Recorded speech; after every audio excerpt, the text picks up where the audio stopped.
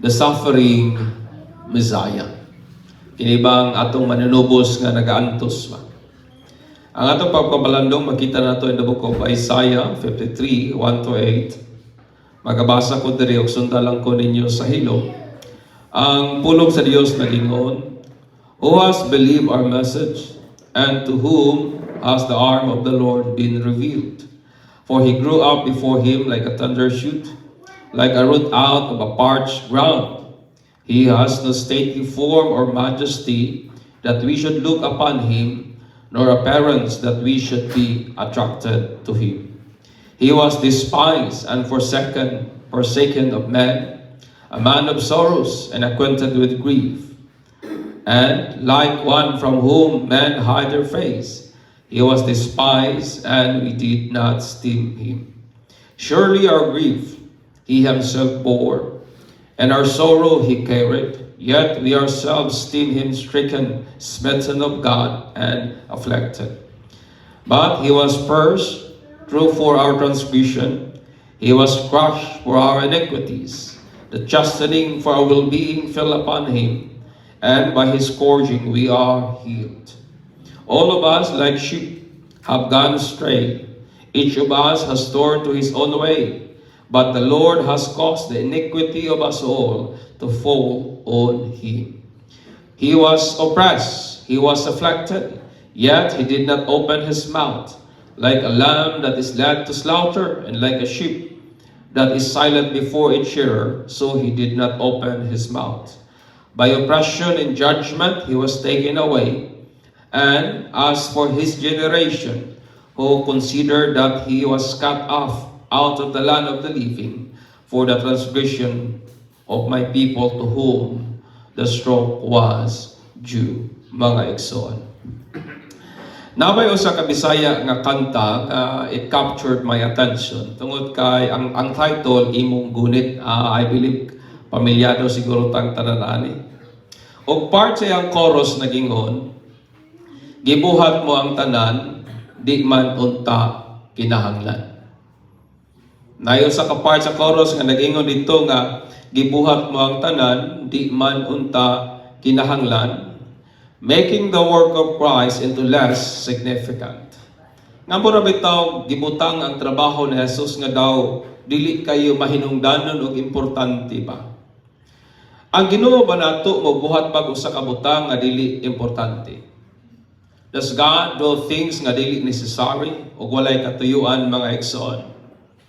Gibuhat sa Dios ang unsay angayan niyang buhaton, tungod kay mao na gikinahanglan aron nga kita maluwas. Amen. Gibuhat sa Dios ang angayan nga buhaton, kay mao na gikinahanglan for him to save us mga igsoon. Karon nga panahon, it is Christmas season, so panahon na sa ting hatag, ting bonus, panahon na sa ting bakasyon, kay mao manay una-una sa tao pag Christmas season mga igsoon. O ang pinaka-reason nga nung kita nag-celebrate sa Pasko, isang kamatuoran nga si Jesus mao gyud ang anak sa buhing Dios. Amen. Dili na tungod sa pagkaon, dili na tungod sa mga bonuses, dili na tungod sa kay naandan lagi, but the very reason nga nung nagasaulog ta og Pasko, ang pagtuo nato nga mao si Jesus ang anak sa buhing Dios, nga siya Dios nga nagpakatao o nagsuffer sa bayad sa sala nga unta para nato, o unta kita ang magsuffer niyato, o pinagi sa iyang redemptive works mga igsoon, o pinagi sa iyang gibuhat para malukat kita sa atong pagkaulipon sa sala, o pinagi sa pagtuo nato nga naha kaniya atong maangkon ang pagkamatarong sa Dios nga mao si Jesus nga walay niyo sa nato makaangkon sa atong kaugalingong buhat mga igsoon. Amen. Amen. That we might receive the righteousness of God, and that righteousness is Jesus. Mo kana nga ang Bible nagaingon nga si Jesus mo yatong pagkamatarong, o kana nga klase nga pagkamatarong dili nato maangkon pinagi sa atong tawhanon kinaugalingon nga pagpaningkamot mga igsoon.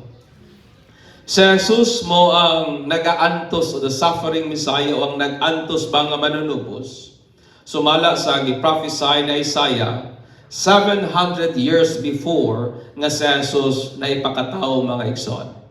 So ang gap between sa prophecy ni Isaiah ug sa birth ni Jesus, 700 katuig. That He came to suffer for the sins of the people and to save them from God's wrath. Nga ang katuyuan nga kini nga mong Misaya mag-agwanta ba, mag-suffer, mag-antos para sa iyahang mga katawhan, para sa sala sa iyang mga katawhan, ug maluwas sila gikan asa, gikan sa kapungot sa Ginoo, mga igsoon. Kining Messiah, the suffering of the Messiah, it speaks sa kaning pag-antos ba sa Messiah, naghisgot kini sa hilabihan ka bugat o the severe gravity sa sala nato nga nagkinahanglan nga ang tao o ang Dios magpakatao o mag-suffer on our behalf aron nga mahimong atoning sacrifice para sa propitiation sa atong mga sala. Wa ba nato makita og matino ang kabugat sa sala sa tao nga nagkinahanglan usa ka Dios nga magpakatao aron mo sakripisyo para nato, aron nga pinagi sa iyang sakripisyo mahimong matabunan, mapapa ang atong mga kasalanan, mga igsoon, nga sa ingon makalingkawas kita gikan sa kapungot o kasuko sa Dios, mga igsoon. Ingana kaseryoso ang sala, that it needs God to become man and die in our behalf. Ang Isaiah 53, mga igsoon, naghisgot ka na kabahin o nagtuklod o nagpunto ka na o nagkwent ka na o nagtudlo ka na kanato ngadto kang Jesus nga siya gyud ay ang Messiah, o dili lamang siya unsa nga Messiah, but He is the suffering Messiah. Siyang Messiah nga nag-agwanta, siyang Messiah nga nag-antos, nagsakripisyo, o sa iyang mga pag-antos may mga kamatuoran nga atong makatunan o maaplikar usab nato sa ato ang kinabuhi, mga igsoon. Una, nga ang Messiah ay suffered intense emotional and psychological nga suffering. Mao na ang diagian sa Messiah ni Jesus. Kung atong lantawon, sa dihang una miani si Jesus sa kalibutan, pinagi sa milagruso nga conception o milagruso nga pagpanamko ni Maria, pinagi sa balaan nga espiritu, o kani, mga igsoon, was to fulfill the prophecy concerning who is the Christ. Ang virgin birth o ang conception ni Jesus without sexual intercourse, mao kanang sign nga gihatag sa Ginoo nga nagtudlo nga si Jesus mao gid ang Messiah. Thus ingon ang Matthew 1:22-23. Now all this was done that it might be fulfilled which was spoken of the Lord by the prophet, saying, Behold, a virgin shall be with a child, and shall bring forth a son, and they shall call his name Emmanuel, which being interpreted is God with us. Amen. Jesus is God nga miuban gyud sa mga tao nga ang iyang mission to suffer for the redemption of mankind. Amen. That is the very purpose. He came to suffer. He came to die. He came as a suffering Messiah o sa reason aron nga ma-redeem, maluwas ang tao gikan sa kapungot sa Dios, mga igsoon. Ang mga pag-antos ni Jesus, I believe, nagsugod at the very stage sa human development. Kausahay ang atong lantaw, ang pag-antos ni Jesus, dito lang nagsugod ba sa cross? No. Kung inyong lantaw ng Bible, ang iyang suffering, it started the very moment sa development sa human, mga igsoon, sa taguangkan sa iyang inahan.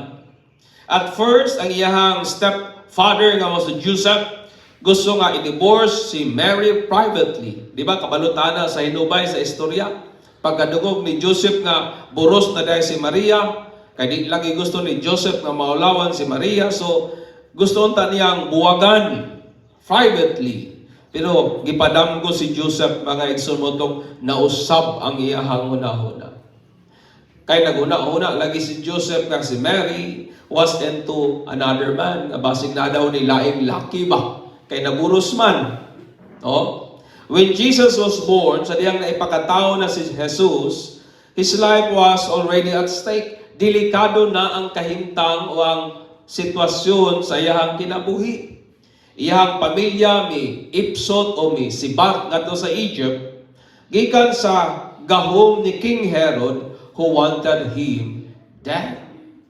Diba mo na yung account sa Bible nga nang laya sila ngadto sa Ehipto kay si Herod nagpasaka og kanang sugo nga pamatyon ang tanang batang lalaki.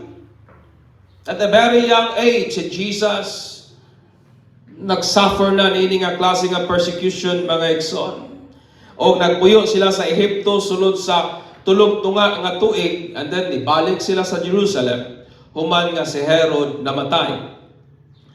O kining event, kining pagpuyo nila sa Egypt para nga matuman ang giingon sa prophecy in Matthew 2:14 to 15 ingon ang Bible.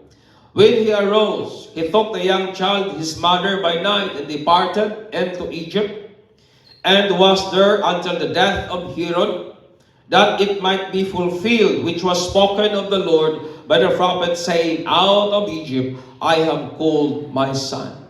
So dili aksidente anong silang Jesus nangadto sa Ehipto aron matuman ang giingon sa Biblia nga gikan sa Ehipto pagatawgon niya ang iyahang anak. Amen. Di walay random nga event nga nagakahitabo sa Bible. Kanang tanan gi-orchestrate kana sa Ginoo. O wala kitay available nga record sa klaseng kinabuhi ni Jesus kung sa iyahang giagihan dito sa Ehipto mga igsoon. Pero sa Jerusalem, Jesus suffered rejection from His own people. Nakasinati si Jesus o pagmanamastamas, pagsalikway, gikan sa iyang kaugalingong mga tao, which is a fulfillment gihapon sa propesya that the Messiah would be rejected by His own. Tungod kay ang panagna nag-ingon nga ang manunubos iga salikway o dili pagadawaton sa iyahang kaugalingong katawhan. In John 1:11 ingon ang Bible, He came to His own, and His own did not receive Him. Maski gali ang iyang mga igsuon, o gali sa gidawat, nausab lang ang perspective sila ang mga igsuon sa diyang nakita nila si Jesus nga nabanhaw gikan sa mga patay. Kini nga constant rejection, my friend, tormented Jesus emotionally and mentally. Ikaw daw kuno'y isalikway, dili ba ka ma-pressure mentally. Ikaw daw kuno'y i-reject, dili ba ka ma-pressure, dili ba ka ma-torment, dili ba ka masakitan mentally. Diba? O ang strong word nga gigamit ni Isaiah pag hulagway o pag-portrayed sa intense nga emotional, mental, or psychological nga suffering is ang word nga despise. Ang word nga despise, it means His own people regard Him as inferior. Nakasinati na bamuani nga ang imong kaugalingong igsuon, imong kaugalingong paryente, gilantaw ka nga ubos kayo sa nga tanan. Worthless. Base, that he was dishonored and openly disrespected. Nakasinati na bamani. Nga tungod kay grado, wa gyud ka gihatagan og taas nga pagtagan. Tungod kay dili kay ka-importante sa ilahang panagwa sa ilahang panlantaw, then you are openly disrespected. Bisan pag sa daghang tao, giinsulto ka. Bisan pa sa daghan nga mga tao, gidishonored ka, kag lantaw nila sa imuha, you are base, worthless, and good as nothing. Nakasinati na ba mo ani? Wala pa? Ako kasinati na ko mga igsoon. O kini nga attitude toward kang Jesus, dili kini tungod kay nasay nahimo nga dawtan. Siguro usahay magpadlungan ta tungod kay natay sayop nga nahimo, pero si Jesus dili mga igsoon. Jesus was despised because of his physical appearance and social and economic na status. Nga naman nga ginadespise si Jesus tungod sa iyang panagway, tungod sa iyang postura, tungod sa iyang economic nga kahimtang, tungod kay kabusya, o tungod sa iyang social nga status. Kay dili magyudpod sila arangan mga igsoon. Ang Jesus nga gina-portray sa ato ang panahon karon, puti, gwapo, di ba? Murag rockstar, dayon long hair, dayon taliw-tiw kayog ilong, nga ganahan kay kag sudong sa iyang panagway, having this symmetrical face, are inconsistent with the biblical Jesus. I want you to understand me nga kanang Jesus ngayon nagakakit-an nga gidrawing ni Da Vinci, that is not the Jesus of the Bible. Dili na mo ang Jesus sa Bible. Tungod kay ingon ang Bible nga ang Jesus sa Bible kung ato siyang lantaon, wala siya stately form. Wala siya butang nga wala siya himaya nga ato siyang sudungon. Nor wala siya kaanyag nga madanita sa iyang panagway. In short, Jesus is not a good-looking person. Mas arang-arang pa siguro tagnawong kaysa kang Jesus. O sa ingon sa Bible, that nobody wanted to be friend with him. Nga kung imong lantaon, walay gustong makig-amigo niya ba? Tungod sa iyang panagway nga murag lahit yun siguro kaysa kadaghanan. Because the Bible said, he has no appearance that we should be attracted to him. Wala siya glory that we should look upon him. Yet ato siyang despise mga igsoon. Ang uban hadlok makigamigo niya in fear nga basig mabuli sila o i-despise usab sila. Di ba sa ato ang kultura kung naay tao murag laing panagway, kung imo nang amiguhon, damay ka sa pangantsaw damay ka mga igsoon.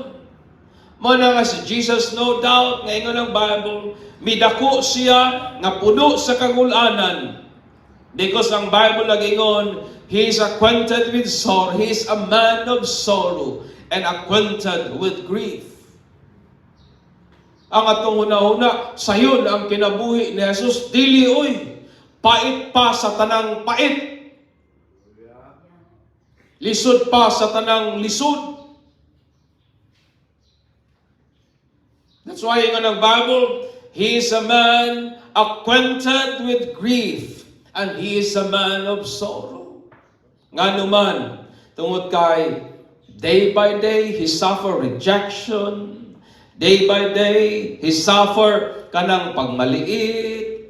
Day by day, he suffer kanang pangantsaw o pangbuli. Dili ba ka ma-torment emotionally o mentally? Kung si Jesus siguro, dili palig-on o huna-huna o pagbati, basig nabuang na siguro siya ba? O basig naghikog na siguro siya. But ingon ang Bible, he came to suffer for his people. Amen. Amen.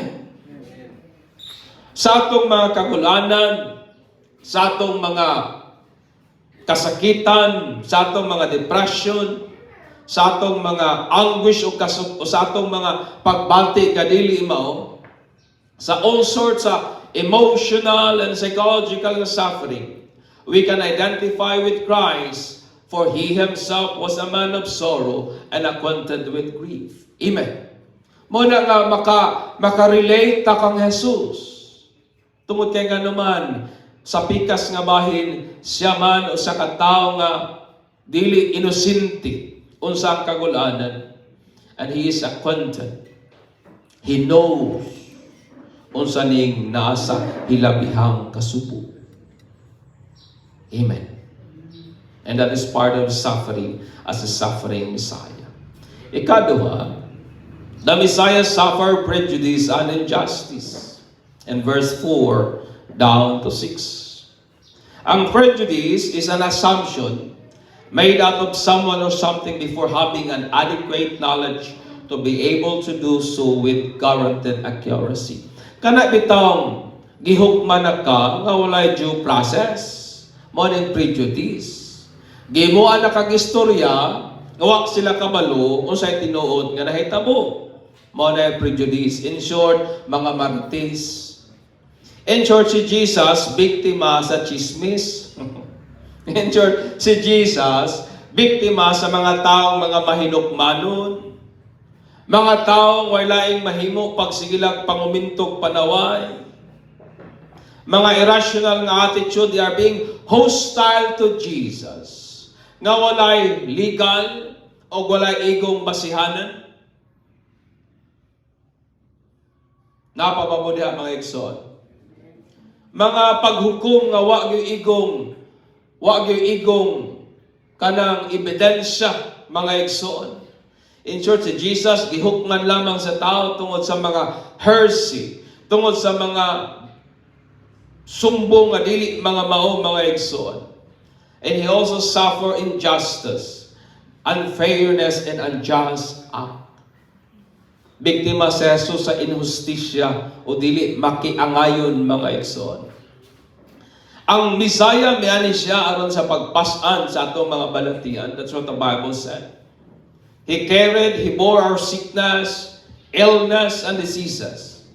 Iya pong ipasan ang atong mga balatian. He carried our pain and our suffering. Jesus personally carried iyang pasan ang atong mga kabugaton.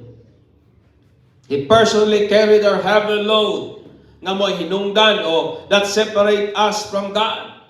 Mo ni ang result sa sala nga nakapahimuog nato o nakapahimulag nato gikan sa Dios. Yet we think he was punished by God because of his wrongdoing. Ngayon ang Bible, luyo sa iyang gihimo, naghuna-huna pagyuta nga mirisi na para nimo Jesus.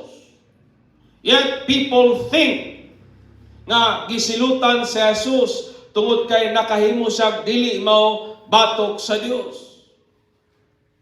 Si Jesus, my son, was falsely accused before Pontius Pilate, panahon sa iyang trials, di ba?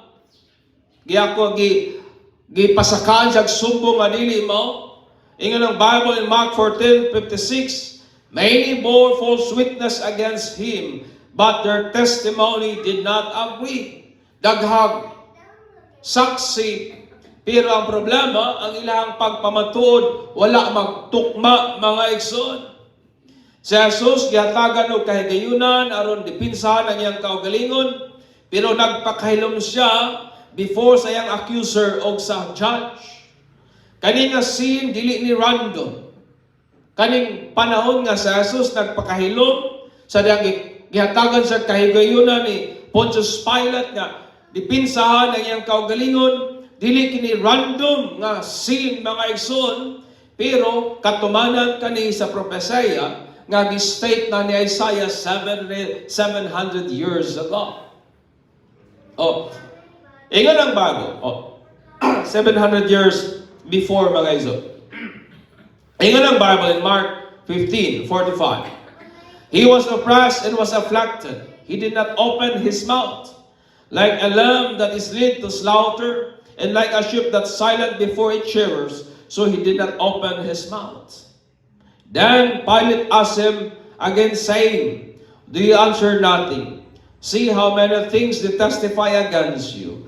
But Jesus still answered nothing, so that Pilate marveled. Kung kita siguro ato, mangdipinsa ta, maingon siguro ta nga di manak mao ang ilang gisumbong nako. Pero si Jesus at that moment, he kept silent. Nga naman, kaya ang propesiya nag-ingon nga sama daw kuno sa karniro nga dalon sa balay ihawanan. Magpakahilom lang daw siya.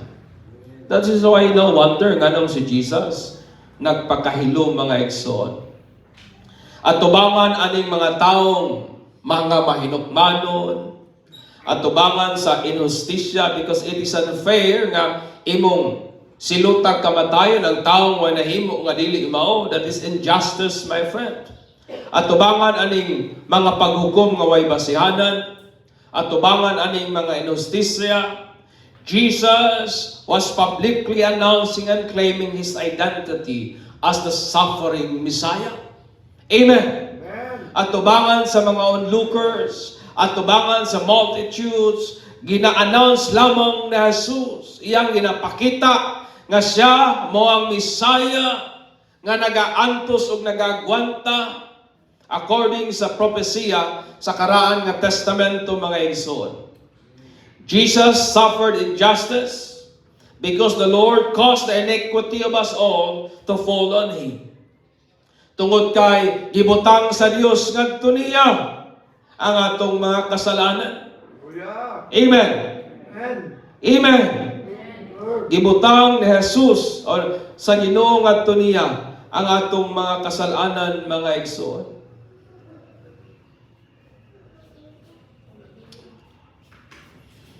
Jesus suffered injustice because the Lord caused the iniquity of us all to fall on Him. Whenever we experience prejudice and injustice, kinsa may biktima diri ninyong marites? Kinsa may biktima diri ninyong injustice, being unfair, you are being treated unfairly. That is injustice. Nagpila ka sa taas nga pilahanan, na ibagong niabot mo'y giuna, ikaw naglinya, dugay kayo, naulahi pa ka, that is injustice. Amen. Injustisya man na. And we suffer that sa daghang mga higayon, mga igsoon. We suffer prejudice, gikan sa mga tao nga gihukman na ka, nga waigong basihanan. And some people are being hostile nga rin nato, nga wala igong basihanan o igong rason, mga igsoon. Mao man po si Jesus. Sa diyang makasinati ta sa maong mga butangan, atong una-unaw nagibutang sa atong kasing-kasing nga ang atong Messiah nag-suffer manusab niana. In knowing that, we can identify with Him in our suffering. Amen. Nga kung si Jesus gani naka-angko niana, mo na nga sa atong mga kasinatian, we are being judged, we are being kanabitang suffer injustice. We can identify with Him sa maong mga pag-antos, mga igsoon. Amen. Tungod kay nga atong Messiah, He suffer prejudice and injustice. Gikan asa, gikan sa mga taong iyang gianhi aron tubuson. Di ba usay unfair? Ikaw pa'y nianhi aron tubuson.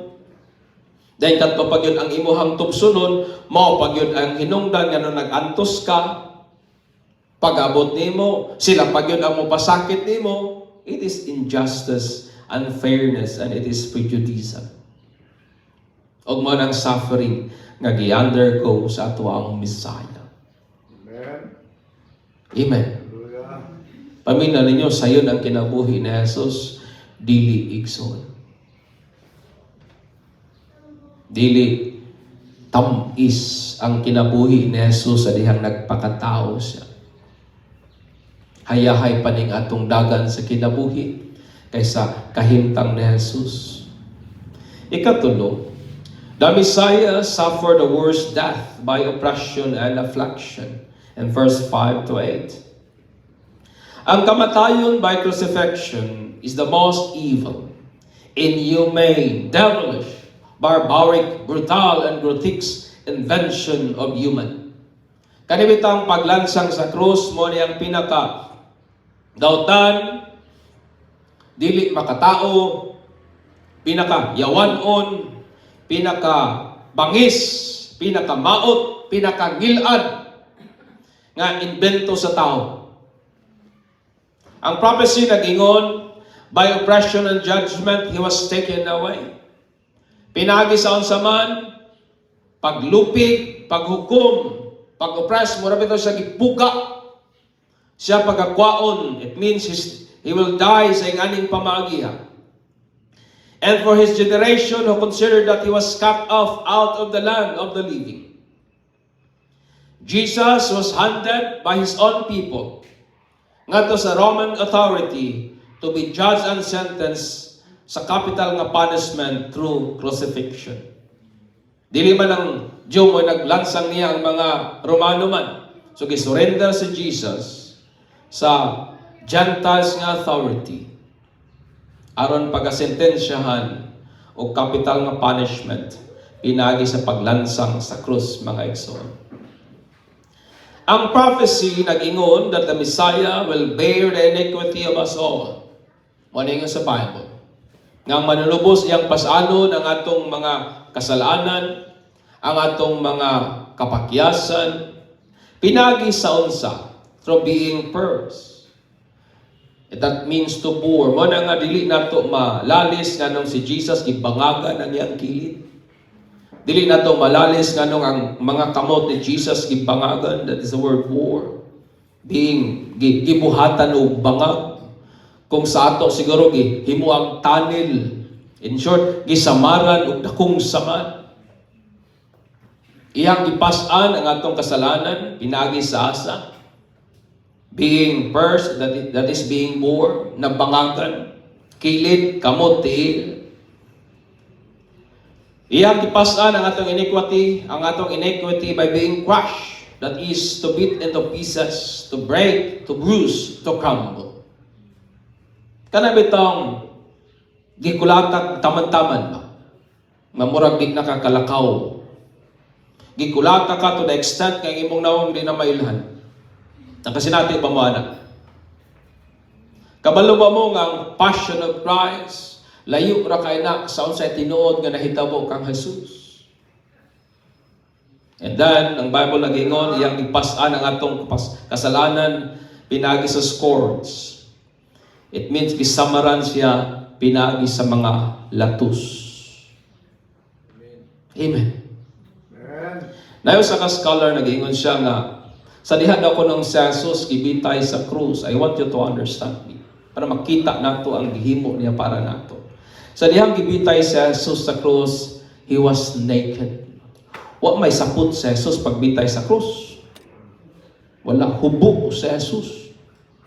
Naked. O sa dihang gibitay siya sa krus, He is beyond recognition. Di yun nimo siya mailhan nga siya diay si Jesus. Nakuha niyo nga idea? Amen. Katong gilatos bitaw sa Jesus ang atong hunahuna. Latos ka latos lang, no. Katong latos, grabe to. Kay nga naman, sa dihang gilatos sa Jesus, kabalo ba mo sa nahitabo, na-expose ang bukog sa iyahang likod.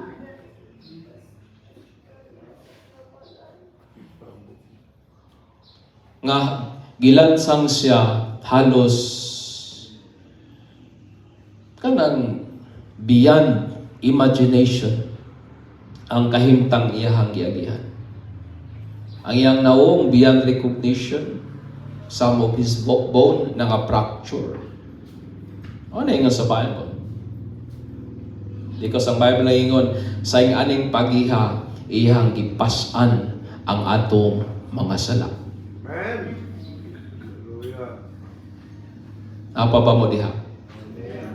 When Jesus' side was bore with spear, and his hand and feet was bore with nails, when he was beaten and bruised by his own people during the trials, and while he carried across to Calvary, when he was scourged that exposed his bones, Jesus, fulfilling the prophecy, testifying to the world that he is the Messiah sent by God. Amen. Sa dihang gibuhat kadto ni Jesus, iyang gipamatud-an sa tibuok kalibutan nga siya diyang manunubos nga gipadala sa Dios Amahan. During the great persecution, during sa grabing pagluto sa mga Kristohanon, identifying with Christ through their persecution caused by the Roman Emperor or Empire and pagan nation gave them the courage, strength, and even joy in their faith in Jesus Christ. Kabalo ba mo sa reason nga nung daghan sa mga Christian nakasurvive during sa great na persecution? Tungod kay sa ilahang mga pag-antos, ilahang i-identify ang ilang kaugalingon nga nag-antos sila uban kang Jesus. They suffer with Christ. They identify themselves sa mga pag-antos ni Jesus. Mo na nga kung atong i-identify ang atong kaugalingon diha sa mga pag-antos ngayon ni Jesus, nagyoy dako nga kalainan sa ato ang attitude towards sa mga pag-antos sa kinabuhi. That's why kung atong i-identify ang atong kaugalingon nga kung si Jesus gani nakasnati og injustice, kung atong i-identify ang atong kaugalingon niana, lahi gyud ang atong approach kung makasinati ta og maong injustice mga igsoon. When we suffer prejudice, o atong i-identify ang atong kaugalingon nga si Jesus gali nakasinati sa maong mga panghukom nga way igong basihanan. Kung ingana ang atong tinanawan, lahi gyud ang atong tinagdan o ang atong attitude towards sa maong mga hagit sa kinabuhi mga igsoon. Amen. Ikaw ako, ingon nga Kristohanon, we believe in a triune God. This is what we believe. One in essence, but three in person. The Father, the Son, and the Holy Spirit. Jesus Christ is God who became man, but not in the lineage of first Adam. Muna sa Jesus. Na niya siya nagpakatao, pero dili siya kadugo ni Adan. As God, He is all-knowing. That is to say that He did not take human nature so that He can understand our human experiences. Na mag-usahay mag-ingon nga, kinahanglan nga si Jesus magpakatao para nga masabtan niya ang atong mga pag-antos. Nagtuo ba mo ni Ana? Ako, wag ko nagatuo ni Ana. Wala si Jesus nagpakatao aron masabtan niya unsa ang kahimtang sa tao. He is all-knowing. That is to say, that He did not take human nature so that He can understand our human experiences. Kabalo na si Jesus sa tanan. Amen. Kasabot yun siya nato, bisan pagwa siya nagpakatao, because He is an all-knowing God. Kung si Jesus nagbaton og human nga nature, aron masabtan taniya, then He is not God. Because He is not all-knowing. Kaya kinahanglan pa siya musulog og laing kinaiyahan aron masabtan niya ang iyang creation. But si Jesus dili mga igsoon. Amen. Amen. Maski napa sa kalibutan, even while on earth, Jesus never ceased to be God. Sa dihang si Jesus nagpakatao, milakaw ibabaw aning yutaa, wa gid siya mausab. Nagpabilin gyapon siyang Dios mga igsoon. Amen. He is God who is with us. That is the word Emmanuel. The suffering Messiah provided us with the truth that in our earthly suffering we can identify with Jesus, the suffering Messiah that will significantly change our coping with life challenges. Amen. Nga kung ato bitag yung masabtan nga si Jesus di ay nag-agwanta, si Jesus di ay nag-antos, si Jesus di ay nag-suffer, o kung atong i-identify ang atong kaugalingon, ang atong mga pag-antos, sa mga pag-antos ngayon ni Jesus, mausab yun ang atong tinanawan, mausab yun ang atong tinagdan, mausab yun ang atong kuping sa mga hagit sa kinabuhi, mga igsoon. Amen. Amen. Because we serve a suffering Messiah. And that is the Messiah of the Bible. He came to bear all our iniquities. O ang suffering ni Jesus, it started sa dihang gamay pa siya. Hangtod nga gisilutan siya, hangtod nga gipasan niya ang cross ngadto sa Calvary. hangtod nga nakutluan siya sa iyahang tawhanon nga kinabuhi. O kabalo mo kinsa hinungdan anang tanan. It was kita mo hinungdan anang tanan. Amen.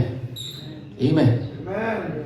Mo na nga akong hagit natong tanan kung atong sa ulugon ang Pasko, sa ulugon nato ni siya sa maong kamatuoran nga si Jesus dianay sa kalibutan og iyang gi-suffer ang atong mga kasalanan aron nga pinagi sa atong pagtuo niya makalingkawas kita gikan sa kapungot o kasuko sa Dios. Amen. Amen. Amen. Manindog ta ug atong pasalamatan sa Jesus sa iyang kaayong mga igsoon.